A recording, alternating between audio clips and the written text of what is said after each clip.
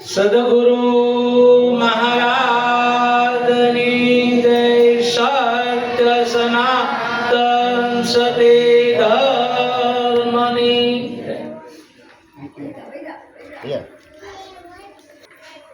કોબા નિવાસી ગોરધનદાસ તેમજ સંપાબેન, તેમના પુત્ર પરિવાર, તેમ સગા સંબંધીઓ અને સોસાયટી જન, સંતો, ભક્તો અને ગુરુ મહારાજ જેને તેડાવી અને જે ભજનાનંદનો આજનો જે લાભ લીધો છે તેને ગુરુ મહારાજ ધન્યવાદ તરીકે પાત્રને સ્વીકારે છે. બીજું કે જે ભજન છે અને નિરાકાર સ્વરૂપે જ્યારે ઈચ્છા થાય અને સાકાર સ્વરૂપે પ્રગટ થાય, અને સાકાર સ્વરૂપે પ્રગટ થાય ત્યારે જ ભજન થયું કહેવાય, ત્યાં સુધી નહીં. કારણ કે અંતરના અનેક કોડ હોય છે વ્યક્તિને, પણ એ વધાવે સાકાર સ્વરૂપ, અને સાકારમાં જેવું છે ને એવું એકેયમાં નથી. કારણ કે સાકાર આરે ઘણી વસ્તુ છે, નિરાકાર આરે કોઈ વસ્તુ છે નહીં. સાકાર આરે ઘણી વસ્તુ છે. કારણ કે આપણે આ ધરા ઉપર સાકાર સ્વરૂપ ધારણ કર્યું છે તો એની આરે 5 તત્વો પણ છે, 25 પ્રકૃતિ પણ છે, 10 ઇન્દ્રિયો પણ છે, 5 વિષયો પણ એની સાથે છે, 4 અંતરકરણ પણ એની સાથે છે, 3 ગુણ પણ એની સાથે છે. આ બધા ભેગા મળી અને સાકાર સ્વરૂપ બન્યું છે. તો કિંમત ખરેખર સાકારની છે. કારણ કે આપણને ગુરુ મહારાજ સાકાર સ્વરૂપે પ્રગટ થયા અને સાકાર સ્વરૂપે પોતાની ઓળખાણ કરાવી છે. કારણ કે આપણે નિરાકાર વાત તો ઘણી સાંભળી હતી, પણ એમ આપણું સ્વરૂપ ઓળખાતું નહોતું. આપણને સ્વયં લાલજી મહારાજ સાકાર સ્વરૂપે જ્યારે પ્રગટ થયા અને સાકાર સ્વરૂપે જ્યારે પ્રગટ થયા અને આપણું સ્વરૂપ પોતાનું નિજ સ્વરૂપ ઓળખાવી દીધું. તું પોતે કોણ છો? કારણ આ સ્વરૂપનો આપણે ખાસ ખ્યાલ રાખવાનો છે. કારણ કે જેમ નિરાકાર સ્વરૂપ ભૂલાતું નથી એમ સાકારે ભૂલાવું જોઈએ નહીં. સાકાર સ્વરૂપે આપણા પોતાના સ્વરૂપમાં હોવું જોઈએ. કારણ કે આપણે આ જગતમાં જોયું છે, બધા શાસ્ત્રો વાંચ્યા છે, બરાબર, પુરાણો વાંચ્યા છે, ઉપનિષદો વાંચ્યા છે, બરાબર, વેદો વાંચ્યા છે, બધું વાંચ્યું છે અને એમાં વ્યાખ્યા ઘણી કરી છે. તો એ વ્યાખ્યાની અંદર આપણે જોઈ કે સદગુરુ બધાથી શ્રેષ્ઠ ગણ્યા છે. અને સદગુરુ શ્રેષ્ઠ ગણ્યા છે એનું કારણ શું છે? ખરેખર કારણ કે બધા સ્વરૂપે કાંઈ ને કાંઈ ઓળખાય, પણ પોતાની ઓળખાણ થતી નથી. સદગુરુ એવા એક જ સ્વરૂપે છે, નિજ સ્વરૂપે પોતે ત્યારે સાકાર સ્વરૂપમાં પ્રગટ થયા અને જ્યારે આ નિજ સ્વરૂપ ઓળખાયું ત્યારે આપણને ખબર પડી ગઈ કે ભગવાન કયો તો ઈ જ છે, ઈશ્વર કયો તો પણ ઈ જ છે, પરમાત્મા કયો તો પણ ઈ જ છે. એવું જ્યારે આપણને ઈ સ્વરૂપ જ્યારે સમજાય જાય ત્યારે ખરેખર પૂર્ણ જ્ઞાન થયું કહેવાય. ત્યાં પહેલા આપણને પૂર્ણ જ્ઞાન થયું નથી. ભગવાન કાક જુદા છે, ઈશ્વર કાક જુદા છે, પરમાત્મા કાક જુદો છે, આત્મા કાક જુદો છે, આવું જ્યાં સુધી જ્ઞાન થાય છે ત્યાં સુધી જ્ઞાન થયું નથી. બધા એક જ સ્વરૂપમાં છે, જુદા છે ને એ સાકાર સ્વરૂપમાં જ છે. કારણ કે બલહારી હોય તો સાકારની છે, બરાબર છે. આપણને જોઈએ છે કે આપણે કથા સાંભળતા આવ્યા છીએ કે વૈકુંઠમાં ભગવાન રહે છે, બરાબર, એવું આપણે સાંભળતા આવ્યું છે, પણ વૈકુંઠ વાળાની સાકાર સ્વરૂપ અહીંયા ધારણ કરવું પડે છે, તો એ પ્રગટ થાય છે. કારણ વૈકુંઠવાસી રામ બનીને આવ્યા સાકાર સ્વરૂપે અને ત્યારે ઓળખાણ એની થઈ કે આ ભગવાન છે. એમ જ્યારે નિરાકારમાંથી સાકાર સ્વરૂપ ધારણ કરે ત્યારે જ એની બલહારી હોય છે અને ત્યારે જ વસ્તુ જ્ઞાનની પ્રાપ્તિ આપણને થઈ કહેવાય. તો અનેક સ્વરૂપ જે છે, અનેકનું એક જ સ્વરૂપ છે, બરાબર છે. કારણ કે બધું એક જ છે. આગળ ભગવાન મહારાજે વાત કરી, અમારા મુક્તાબેને વાત કરી, વાતને વિચારવા જેવી છે એક એક વાતને. કારણ કે આપણે જોઈએ છીએ કે મહિમા શાનનો ગવાય છે આદિ અનાદિથી, બરાબર છે, કે પહેલો મહિમા સંતનો છે. તો સંતનો મહિમા શું કરવા ગાયો છે શાસ્ત્રોમાં? કારણ કે સંત ન હોત આ જગતમાં તો આ બધો સંસાર જલી જાય, બરાબર. જ્ઞાન કેરી લહેરમાં ઠાર ઠામો કાન. તો સંતનો મહિમા ઊંચો છે, કારણ કે સંત છે એ બધું મેળાપ કરાવી દે. સંતમાં એટલી બધી તાકાત છે, કારણ કે સદગુરુ સુધી પોગાડનારો પણ સંત હોય છે. તો આપણે જોઈએ છીએ કે સંત મળ્યા તો બધું મળી ગયું, એવું શાસ્ત્રોમાં એનું વર્ણન પણ કરેલું છે. તો ખરેખર લાલજી મહારાજ ધીણોજવાળાએ કીધું છે કે સંત કોને કહેવાય? ખરેખર નિર્મળ નેણો અમૃત વેણો આપત સંત સુજાય. કારણ કે જેના નિર્મળ નેણો હોય, અમૃત જેના વેણો હોય, આપત સંત સુજાય. તો આવું સંતનું સ્વરૂપ બતાવ્યું છે. કારણ કે લાલજી મહારાજ ઘણી વાર કહેતા જીવન જેનું પવિત્ર હોય, બરાબર, ચારિત્ર જેનું શુદ્ધ હોય, બરાબર છે, જેની ગતિ નિર્મળ હોય કાયમ માટે, બરાબર, જેનામાં દયાના મૂળ હોય કાયમ માટે, એ સંત કહેવાય. બરાબર. જે દયા ન હોય એને સંત કહેવાતો નથી, એને પૂર્ણ દયા હોય. તો આપણે એક એક વસ્તુનો આપણે વિચાર કરીએ ને તો આ સંતની વાક્યા ઘણી કરી છે, બરાબર. એક સંતને સંતપણા મુફતમાં નથી મળતા, એના મૂળ ચૂકવવા પડતા. તો સંતની મહિમા ઘણો ગાયો છે અને આપણે જોતા આવી છીએ. બીજો મહિમા ભગવાનનો ગાયો છે, બરાબર છે. ભગવાનના દર્શનથી આ બધું થાય છે એવું સાક્ષાત્કાર કરાવ્યો છે બધાને. તો ખરેખર આપણે જોઈએ છીએ કે ગુરુ મહારાજે ભગવાનના દર્શન આપણને કેવી રીતે કરાવ્યા, બરાબર છે. એનો આપણે ખ્યાલ કરીએ ને તો આપણને ખ્યાલ પડે. કારણ કે એક એક શબ્દો તમે જુઓ, કારણ કે ભગવાન કા ઘર દૂર નહીં જૈસી લંબે ખજૂર, આ બોલે એ બીજો નહીં મારો સાહેબા હાજરા હાજુર. તો આ બોલે એ જ ભગવાન છે, બીજો કોઈ છે નહીં. આ બોલે એના દર્શન કરાવી દીધા આપણને, બરાબર. સાક્ષાત દર્શન કરાવ્યા. કેવા દર્શન કરાવી દીધા આપણને? કારણ કે આંખ વિનાનો જોતો તો, મુખ વિનાનો બોલતો તો, કાન વિનાનો સાંભળતો તો, બરાબર. એવો સાક્ષાત દર્શન કરાવી દીધા. આ સ્વરૂપનું આપણને કાયમ જો ભાન હોય ને તો આ બધી ભ્રમણા બધી માંગી જાય. કોઈ જાતની ભ્રમણા ન રહે. આવા સ્વરૂપનું જ્યારે આપણને નક્કીપણું થાય ને ત્યારે તો ભગવાનની ઓળખાણ ગુરુ મહારાજે આપણને કરાવી છે. બધા એમાં ભગવાન જ છે, બીજો કોઈ છે નહીં. આવો પ્રગટ બતાવી દીધો ભગવાન. અને કારણ કે સદગુરુ ક્યાં કઈ ભૂમિકા પર હતા એનો આપણે વિચાર કરીએ થાય. ભગવાનના દર્શન કરાવ્યા. આપણે ત્રીજો મહિમા ઈશ્વરનો કીધો છે કે બરાબર છે કે ઈશ્વર કણ કણમાં છે, એને વગર કોઈ જગ્યા ખાલી નથી. તો ઈશ્વરના દર્શન ગુરુ મહારાજે આપણને કરાવી દીધા કે આને ઈશ્વર કહેવાય, સાબિત કરી દીધો. તો એવી રીતે ગુરુ મહારાજ કઈ ભૂમિકા પર હતા એનો આપણે વિચાર કરીએ તો ખબર પડે, બરાબર છે. એનો વિચાર કરીએ તો કારણ કે ઉજળ દેશ વસ્તી ઘણી, નહીં નગર નહીં ગામ, રાઠોડ કહે ઉન દેશમાં વરણ વસે તમામ.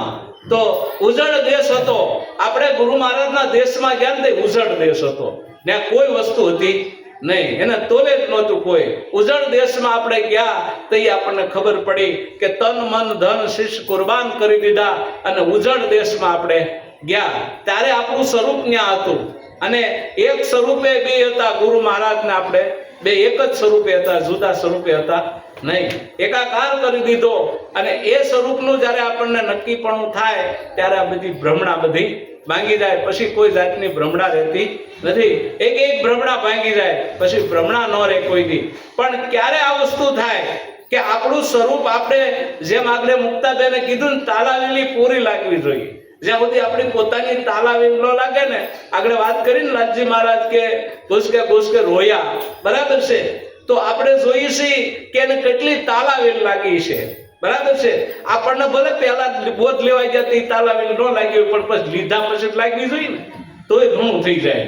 એટલે એ ન લાગી કઈ વાંધો નહીં, પણ લીધા પછી તો લાગવી જોઈએ ને, તોય કામ પતી જાય એવું છે. તો આપણે એક એક વસ્તુનો ખરેખર આપણે વિચાર કરવા જેવો છે, બરાબર. સંતોના શબ્દો છે ને એને ઘોળીને પીવા પડે. અને ઘોળીએ ને તો ખબર પડે ગમે એ વસ્તુ છે. કેરી છે જેમ ઘોળો એમ રસ એનો નીકળે.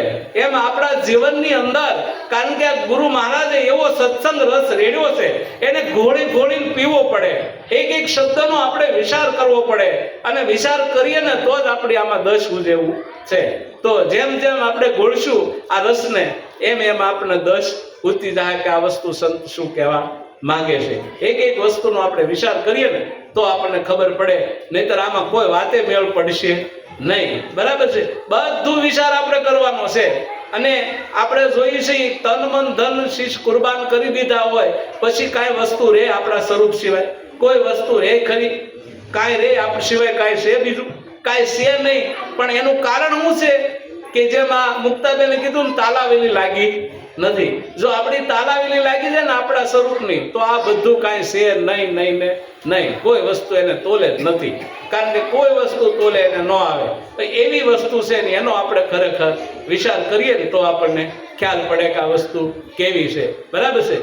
દુનિયાની આંખમાં ને દેવોની પાકમાં હવે ફરી નહીં આવું રે વાલા. દુનિયાની આંખમાં ને દેવોની પાકમાં હવે ફરી નહીં આવું રે વાલા. હવે ફરી નહીં આવું મારા વાલા. હવે ફરી નહીં આવું મારા વાલા. સીધો વૈકુંઠમાં જાવું રે વાલા. સીધો વૈકુંઠમાં જાવું રે વાલા. દુનિયાની આંખમાં ને દેવોની પાકમાં હવે ફરી નહીં આવો રે વાલા. દુનિયાની આંખમાં ને દેવોની પાકમાં હવે ફરી નહીં આવું રે વાલા. પાસે ભૂતોને પેટમાં બસાવી, પાસે ભૂતોને પેટમાં બસાવી, મૃત્યુને હાથમાં નસાવું રે વાલા. મૃત્યુને હાથમાં નસાવું રે વાલા. દુનિયાની આંખમાં ને દેવોની પાકમાં હવે ફરી નહીં આવો રે વાલા. દુનિયાની આંખમાં ને દેવોની પાકમાં હવે ફરી નહીં આવું રે વાલા. સાથે સમુદર એકઠા કરીને, સાથે સમુદર એકઠા કરીને, જોતે જોતામાં પીએ જાવું રે વાલા. જોતે જોતામાં પી જાવું રે વાલા. દુનિયાની આંખમાં ને દેવોની પાકમાં હવે ફરી નહીં આવું રે વાલા. દુનિયાની આંખમાં ને દેવોની પાકમાં હવે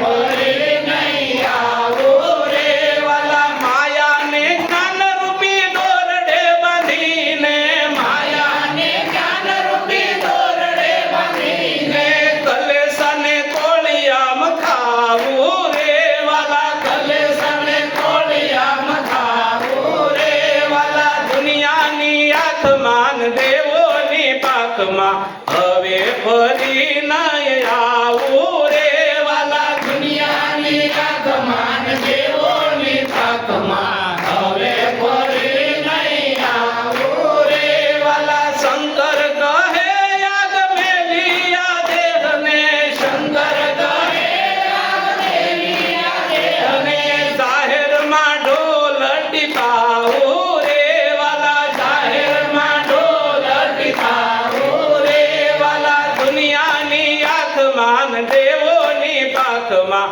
હવે ફરી નહીં આવું રે વાલા. દુનિયાની આંખમાં ને દેવોની પાકમાં હવે ફરી નહીં આવું રે વાલા. જો દુનિયાની આંખ કોને કહેવાય ને દેવોની પાક કોને કહેવાય?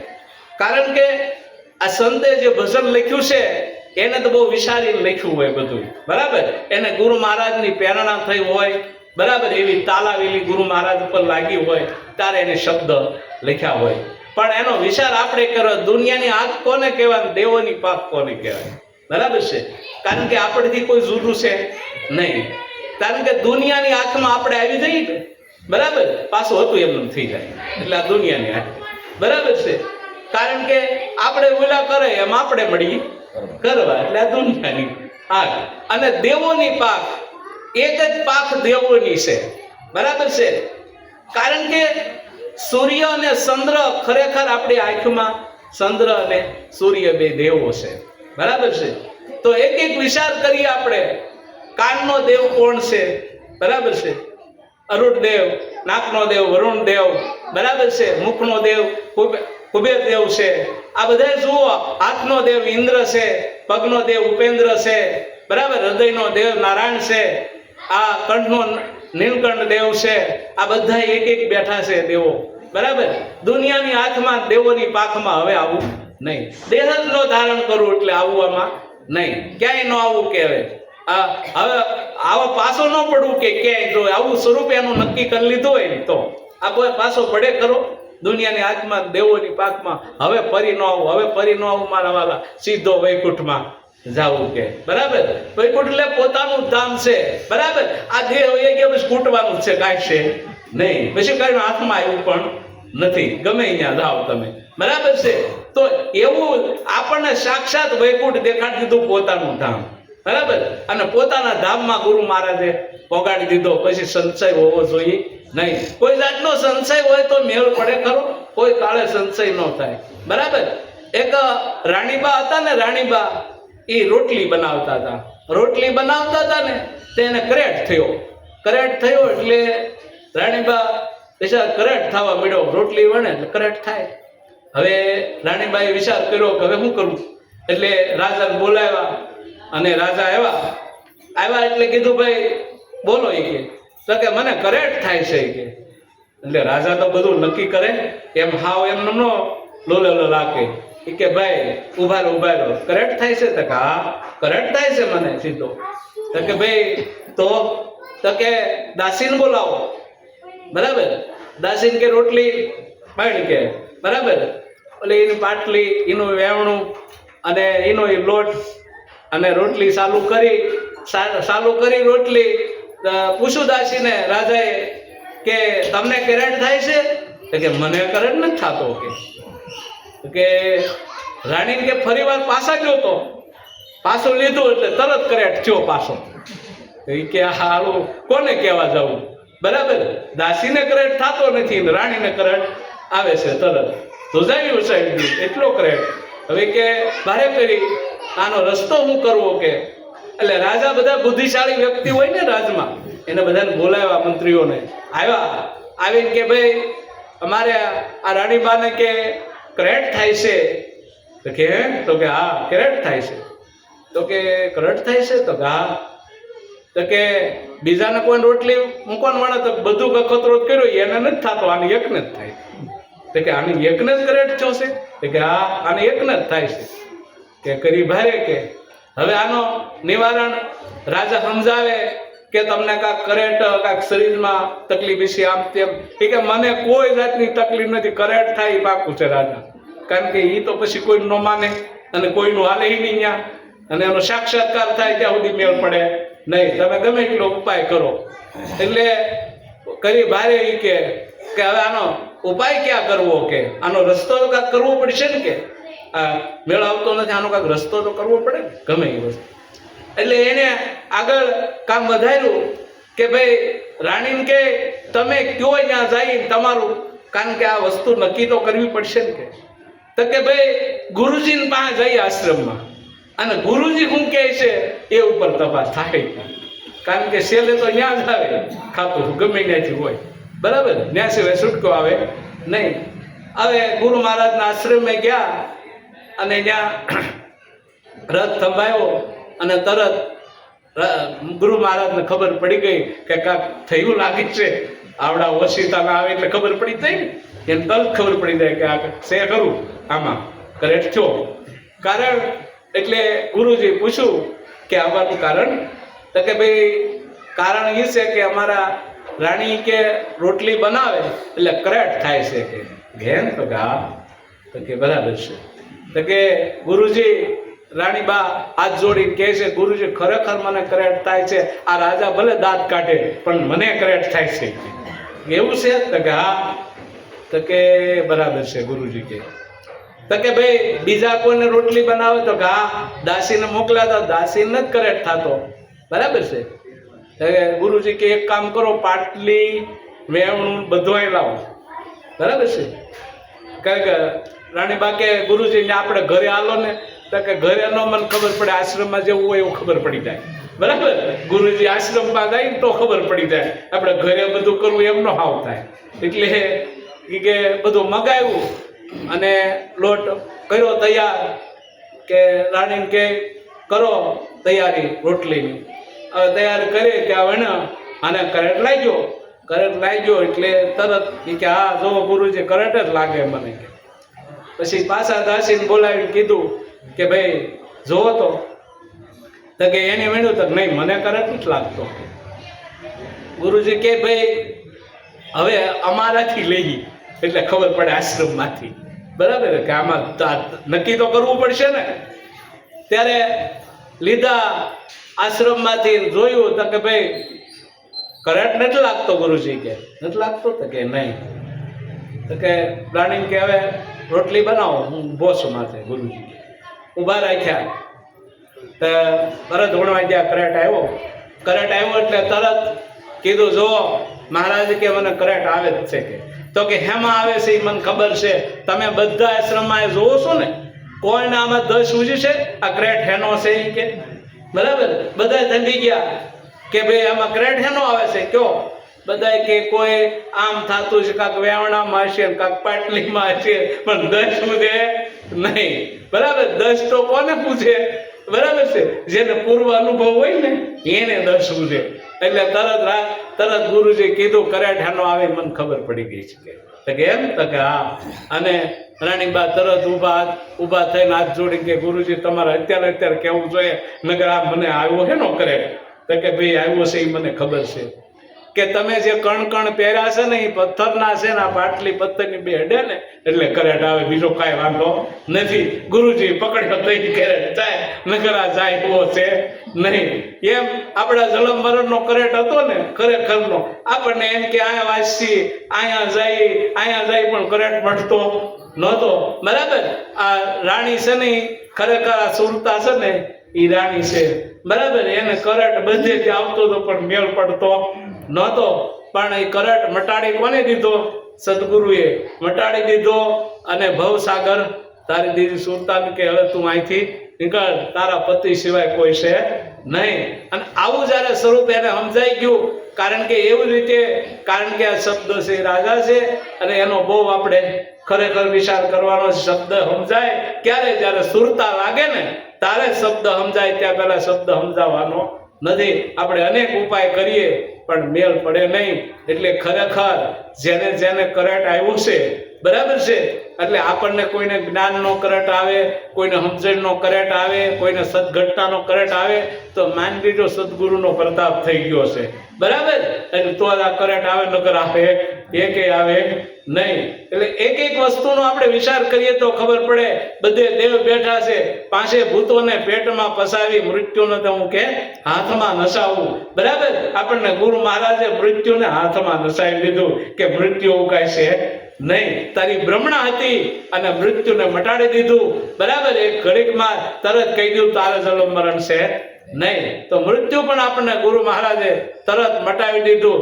સાથે સમદર એકઠા કરી જોતે જોતામાં પી જાવું કે અગસ્ત્ય મુનિ કે, બરાબર છે, સમદર કે પી ગયા હતા, બરાબર. સાથે સમદર પી ગયા તો સમદર દર નામ ઇન્દ્રી થાય, બરાબર. અને ઇન્દ્રીમાં જે આવડો બોલે છે ને એની જો 10 બુજ જાય ને તો સાથે સમદર એકઠા કરી જોતે જોતામાં પી જાય. કારણ કે જોવા વાળો હતો એ જ બોલવા વાળો હતો, બોલવા વાળો હતો એ જ સાંભળવા વાળો હતો, જુદો હતો નહીં. એનો સાક્ષાત્કાર કરાવી દીધો. માયાને તો જ્ઞાન રૂપી દોરડે બાંધી, કલેસાને તો હું કોળિયામાં ખાવું કે. માયાને ક્યાં બાંધી? જ્ઞાન રૂપી દોરડે બાંધી દીધી, બરાબર છે. તો માયા કોણ છે એવું ગુરુ મહારાજે આપણને કહી દીધું છે કે આને માયા કહેવાય. તો એ માયામાં નથી રહેવાનું, આપણા નિજ સ્વરૂપમાં રહેવાનું છે કે આપણે કોણ છીએ, બરાબર છે.